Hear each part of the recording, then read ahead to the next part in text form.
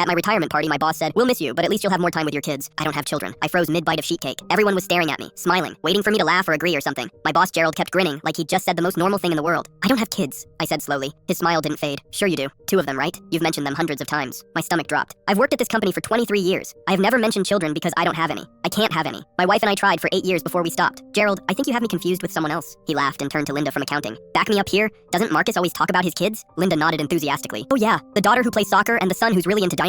My hands went numb. I've never said those things. Not once. Not ever. "What are their names?" I asked quietly. Gerald didn't hesitate. "Emma and Tyler." The room started spinning. Those were the names my wife and I had picked out. Before the miscarriages. Before the fertility treatments failed. Before we quietly gave up and never spoke about it again. I'd never told anyone at work those names. I'd never told anyone outside my wife. "How do you know those names?" Gerald's face flickered with something I couldn't read. Confusion, maybe. Or concern. "You told us, buddy. Multiple times." "When? When did I tell you?" He glanced around the room like I was making him uncomfortable. "I don't know, Marcus. Over the years. You talk about them constantly. Remember last month when you left early because Emma had a recital? I did leave early last month, but it was for a dental appointment. I told Gerald it was a dental appointment. I wrote it in the shared calendar as dental appointment. "I was at the dentist," I said. Everyone exchanged looks. The kind of looks you give someone who's losing it. My coworker David stepped forward. "Marcus, you literally showed me pictures of your kids last week. On your phone." "No, I didn't." "Yes, you did. In the break room. You showed me Emma's science fair project." I pulled out my phone with shaking hands and opened my photos. No kids. Just pictures of my wife, my dog, vacation photos. I turned the screen toward David. "Show me which picture." He stared at my phone, then at me, then back at my phone. His face went pale. "They were right here. I saw them." "David, I don't have children." The room went dead silent. My boss cleared his throat and suggested we all take a break. People scattered fast, whispering to each other. I stood there alone with half-eaten retirement cake and a room full of decorations, celebrating a life I didn't have. I went home early and told my wife everything. She listened without interrupting, and when I finished, her face had gone completely white. "Marcus, 3 weeks ago, your coworker Sarah called me." "What? Why?" "She wanted to know if I needed help planning Emma's birthday party. She said you'd been stressed about it at work and she wanted to offer support." My blood went cold. "What did you tell her?" "I told her we don't have children." She apologized and said she must have been confused. We sat in silence for a long moment. "Someone's been telling stories about me," I said. "Someone's been feeding everyone information about children that don't exist." My wife grabbed my hand. "Marcus, those names. How would anyone know those names?" "I don't know." But then I remembered something. 6 months ago, I'd gone to HR about an incident. Nothing major, just a coworker named Brennan who kept making inappropriate comments. HR said they'd handle it. 2 weeks later, Brennan got promoted to senior analyst. I got nothing. Brennan sat 3 desks away from Gerald. Brennan had access to the shared calendars. Brennan knew I'd been struggling with something personal years ago because he'd overheard me on a phone call with my wife. The next morning, I went straight to HR and demanded to see my file. It took them 2 hours, but they finally pulled it. Inside were performance reviews I'd never seen, write-ups for leaving work early to handle child emergencies that never happened, a formal complaint from Gerald about my